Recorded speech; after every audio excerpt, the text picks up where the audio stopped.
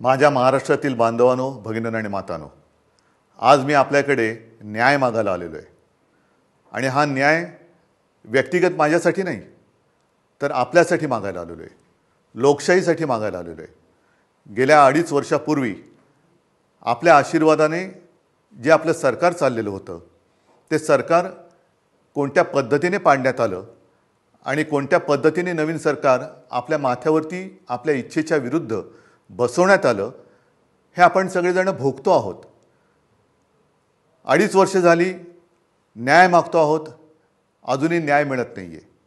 आणि आपण जे असं म्हणतो की न्यायाला विलंब लागणे म्हणजे न्याय नाकारणे, हा एक प्रकारे न्याय नाकारला जातो आहे. शेवटी न्यायालयाकडनं न्याय मिळत नसेल तर जसं लोकमान्य टिळक म्हणाले होते, त्या सर्वोच्च न्यायालयात म्हणजे आपल्या दरबारात मी न्याय मागण्यासाठी आलेलो आहे. काय केलं नाही या लोकांनी? माझा पक्ष म्हणजे आपला पक्ष तर चोरलाच. म्हणजे किती बेगुमानपणाने हे वागतायत.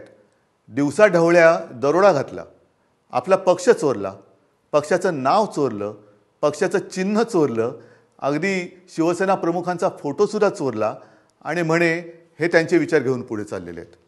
हे सगळं चोरलं तरी देखील केवळ आणि केवळ आपल्या आशीर्वादामुळेच मी ठाम उभा आहे. त्यांना जे काय वाटतंय की त्यांनी सगळं माझ्याकडनं चोरलं, कदाचित त्यांना ते चोरलं असं वाटत असेल, पण एक गोष्ट ते चोरू शकले नाही आणि चोरू शकत नाही, ते म्हणजे तुमचं प्रेम, तुमचा आशीर्वाद आणि तुमचा विश्वास.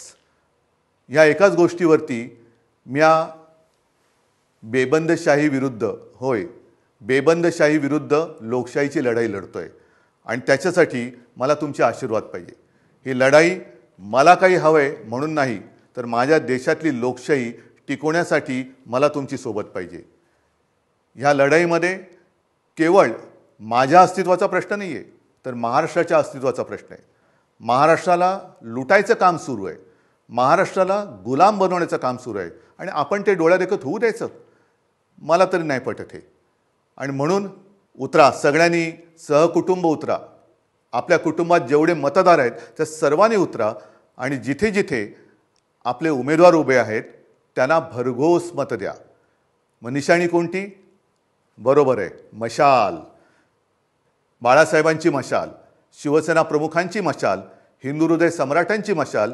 आणि प्रत्येकाने या त्वेषाने आणि जिद्दीने उतरलं पाहिजे की मी बाळासाहेबांची मशाल आहे आणि ही बेबंदशाही मी माझ्या मताने जाळून भस्म करून टाकणार म्हणजे टाकणारच. उतरा आणि जाळून भस्म करा. धन्यवाद. जय हिंद, जय महाराष्ट्र.